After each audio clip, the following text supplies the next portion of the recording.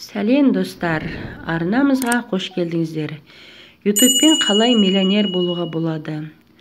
Алдымен нарықта сұранысы бар салаға видео түсіру керек. Көптеген мамандықтар бар: медицина, банкирлер, құрылыс, тігін, сауда, сетевой маркетинг деген секілді. Өзіңіздің салаңыз бойынша біліміңізді бөлісіп видео түсіретін болсаңыз, әрқайсының көрермені табылады. Аптасына кем дегенде 3 видео салып тұру керек. Алғашқы айда түсірілімдер монтаж қиынға соғады.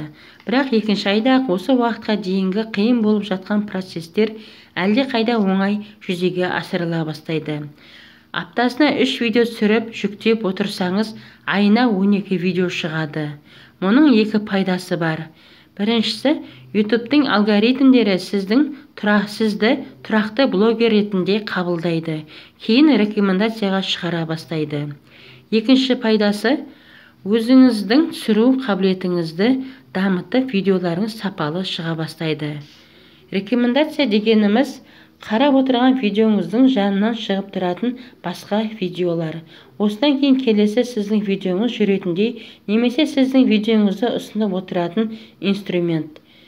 Шортс пен TikTok, ютубтың шеңберінде қалып қоймай, басқа да бағыттарды дамытып отыру керекпіз. Ютубтың өзінің стандартты алгоритмдері сіздің видеоларыңызды продвигать етпейді. Ал Шортс пен TikTok түсіріп жүктегеннен бастап, өзі басқа адамдарға көрсетіп отырады. Осы арқылы өзіңізді аудиторияға таныстырып, подписчиктер жинай бастайсыз. TikToktың немесе Шортстың алгоритмдеріне ену үшін алғашқы 5 секундта көрерменді ұстап қалу керек. Алғашқы 5 секундта сұрақ арқылы адамды қызықтырып ұстап қаласыз. Мысалға, ютубпен қалай миллионер бола аламыз?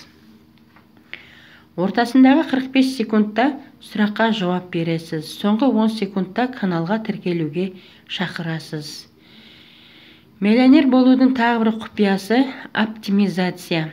Адамдар қандай да бір тақырыпта ютубтың поискіне тергенде, сіздің де видеоңыз сол қатарда шығуға себепші инструмент.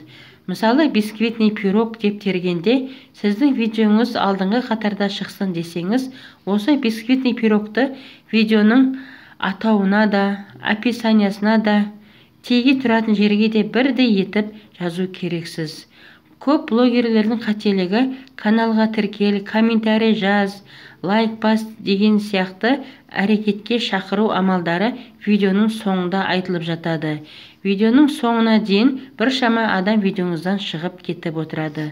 Сондықтан каналға тіркел сөзін соңында емес, басында айту керек. Әрдайым көрерменнің пікірін сұрап отыру қажет. Блогер подписчик пен просмотр артынан қуаламау керек. Керісінше, бар көрерменді өзінің досына айналдыру керек. Тек қана просмотрдан ақша табам деу блогерлердің үлкен қателігі. Әрқайсыңызда өзіңіздің сата алатын тауар немесе қызмет болуы қажет. Мысалы, қолөнершілер істеген тауарын, кулинарлар пісірген тортын сата алады. Сату арқылы да ақша таба аласыз. Просмотрмен айына 100-150 мың тапсаңыз, қызмет сату арқылы 400-500 мың табуға болады. Мінеки құрметті көрермендер, осындай қарапайым құпиялармен YouTube миллионері болуға болады. Сіздермен бірге болған пайдалы ақпараттар каналы. Келесі видеода кездескенше сау, саламат болыңыздар.